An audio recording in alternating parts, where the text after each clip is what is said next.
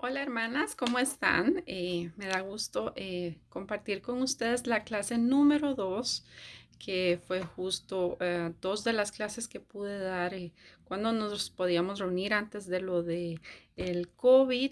eh, y estoy muy gozosa de poder compartir en video esta clase que nos dejó mucha enseñanza. Es la clase número 2, Vivir en Fe se titula. Está basada en Santiago 1 del 2 al 4, que dice lo siguiente: Hermanos míos, tened por sumo gozo cuando os halléis en diversas pruebas, sabiendo que la prueba de vuestra fe produce paciencia, mas tenga la paciencia su obra completa, para que seáis perfectos y cabales, sin que os falte cosa alguna.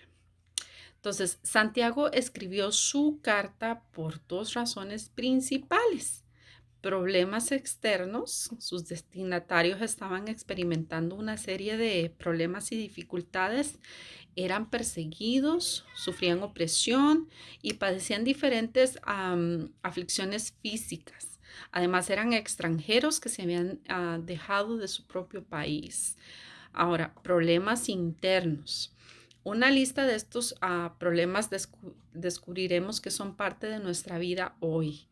Todos vamos a ser probados para que Dios pueda transformar en un propósito divino. En el momento no lo podemos observar claramente, pero vemos varios puntos interesantes en estos versículos que Santiago nos está dando.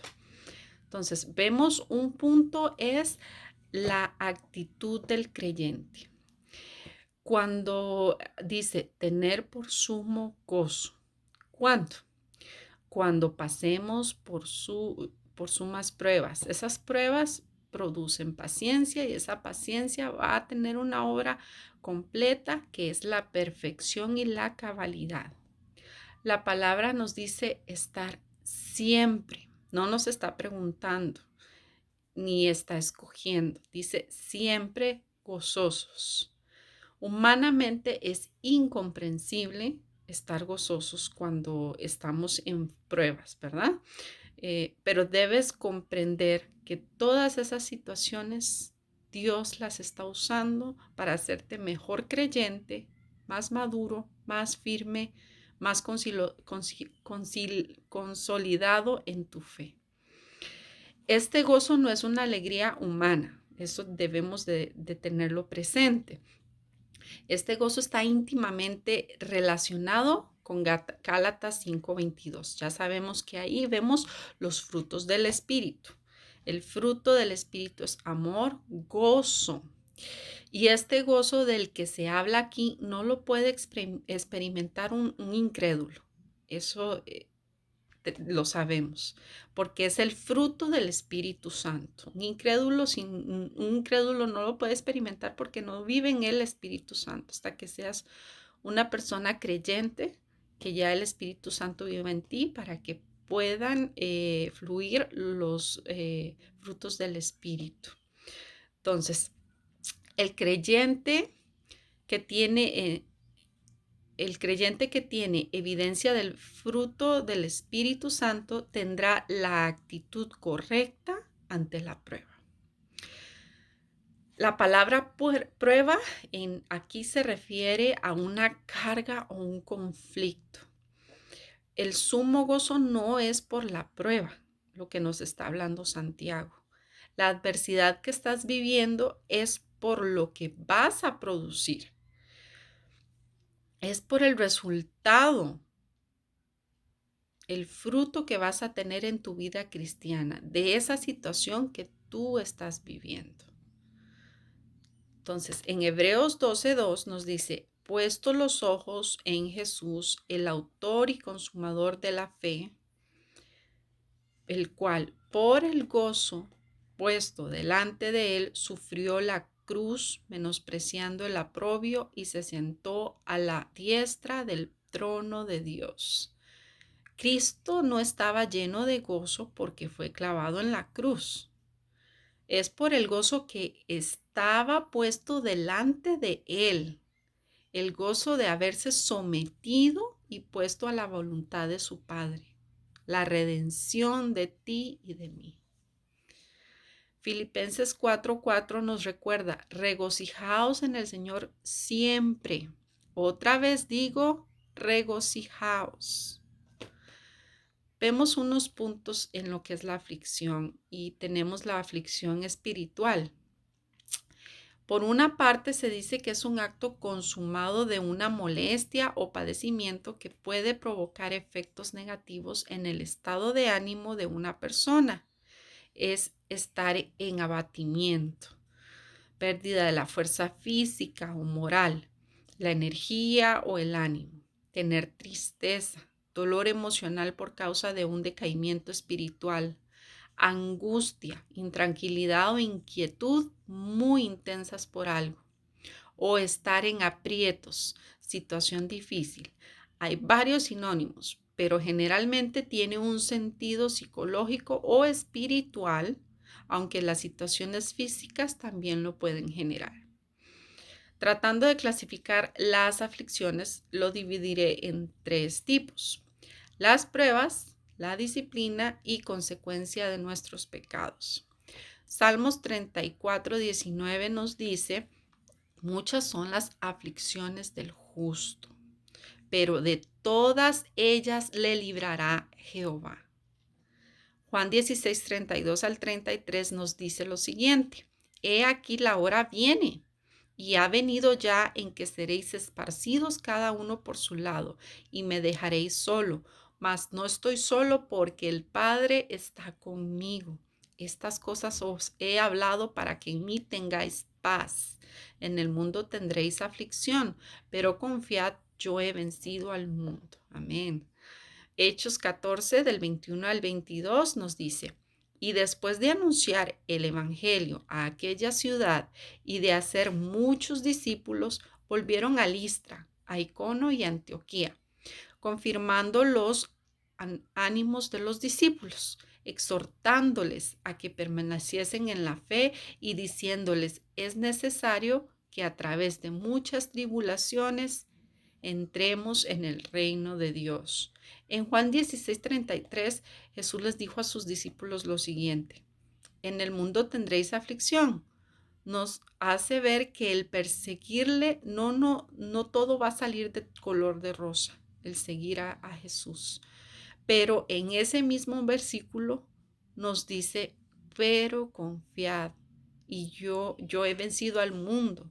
También nos dice que tengamos paz sin importar la aflicción que tengamos.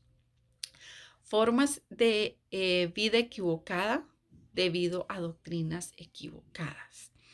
Las falsas doctrinas son como una enfermedad espiritual. Estas ideas falsas pueden crecer dentro de nosotros, infectando la verdad hasta que las falsas doctrinas se convierten en parte de cómo actuamos. Un ejemplo de estas puede ser creencia en la perfección mortal en lugar de la perfección eterna. Estar presto a juzgar, difícil de complacer, excesivamente autocrítico. Otro ejemplo puede ser creer en la salvación por medio de las obras, en lugar de la salvación por medio de las obras y básicamente de la gracia de Dios. La obediencia no es el acto, es el resultado de nuestra fe en la gracia de Jesucristo. En un último ejemplo, pero muy importante, es creer en una definición simple de orgullo, que a veces no te incluye a ti mismo. Los síntomas de orgullo son algunos de los más difíciles de reconocer, porque si tienes problemas con el orgullo, no vas a creer que tengas un problema. Egoísmo, terquedad, independencia extrema, complejo de superioridad. Y vamos a ver también actitudes erróneas hacia la bondad de Dios y sus dones. En Gálatas 22:23 se nos dice que la bondad es uno de los frutos del Espíritu. Si la bondad es un fruto del Espíritu de Dios, podemos decir con plena confianza que tenemos un Dios bondadoso. Dios es bueno, es su naturaleza y su bondad es evidente en todo lo que Él creó. Un estado espiritual deprimido. Génesis 3 narra que la muerte entró al mundo perfecto de Dios y las enfermedades que antes no existían comenzaron a aparecer. Todos los órganos, el corazón, los pulmones, el hígado y aún el cerebro comenzaron a padecer de disfunciones, incluyendo la depresión. La depresión es una de esas enfermedades que surgieron fruto de la caída. La forma de pensar de los seres humanos se trastornó tanto que Pablo nos advierte: todas las cosas son puras para los puros, mas para los corrompidos e incrédulos nada es puro, sino que tanto su mente como su conciencia están corrompidas. Lo dice en Tito 1:15. Según la Organización Mundial de la Salud, la depresión es un desorden mental común caracterizado por una persistente tristeza o pérdida de interés en las actividades que normalmente disfrutarías, acompañada por una incapacidad de realizar actividades físicas y actividades diarias por al menos 2 semanas.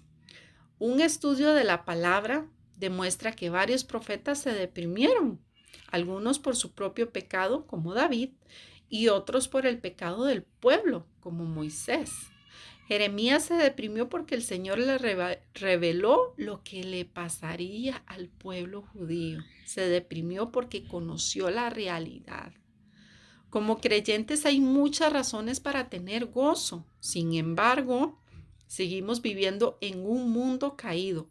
Al conocer a Cristo, el Espíritu Santo ha abierto nuestros ojos y podemos ver la verdad en el mundo que nunca habíamos visto como creyentes. Dios también nos sensibiliza al dolor y a la maldad y no podemos ignorarlos, lo que puede convertirnos en el blanco de Satanás.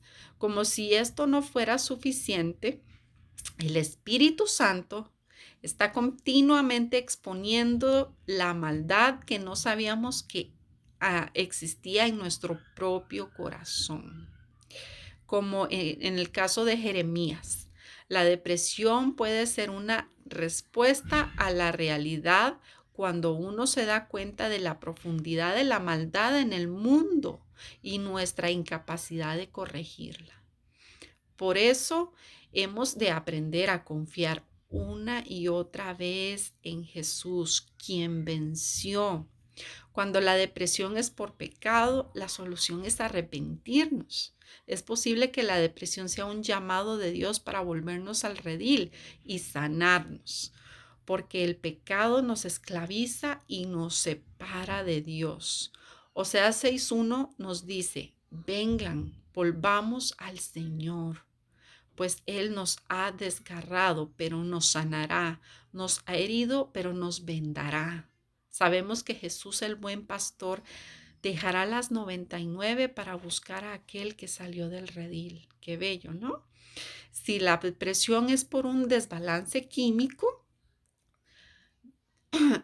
la persona necesita buscar ayuda médica.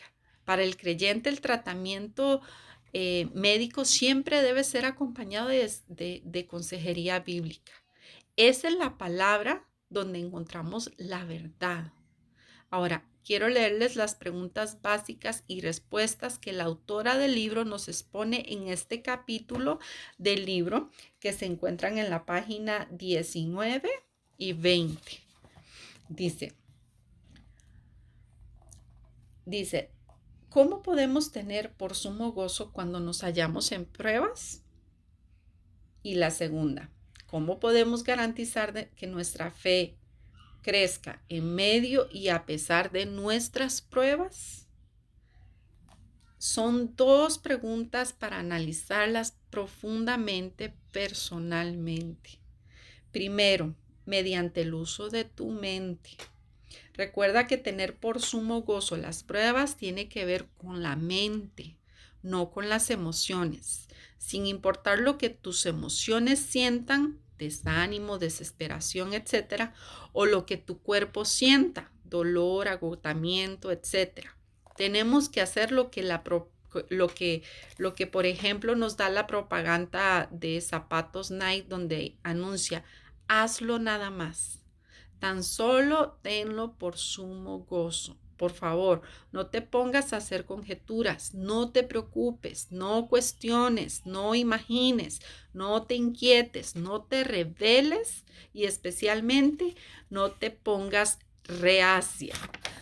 Tan solo considera un gozo tus pruebas, sabiendo que al final empezarás a cosechar las bendiciones de gozo, paz, perfección y logro. El gozoso resultado de tus pruebas será una mayor madurez y fe cristianas. ¿Quiénes no anhelamos esto? Lo cual nos trae de nuevo el segundo, ¿cómo? Que es mediante el ejercicio de la fe. Debemos mirar cada prueba con el ojo de la fe. ¿Por qué? Porque el ojo de la fe verá la mano de Dios en cada aspecto de la vida. Debes creer que Él y solo Él sabe lo que hace. Debes creer en los propósitos mayores de Dios y debes creer en los resultados de tus pruebas.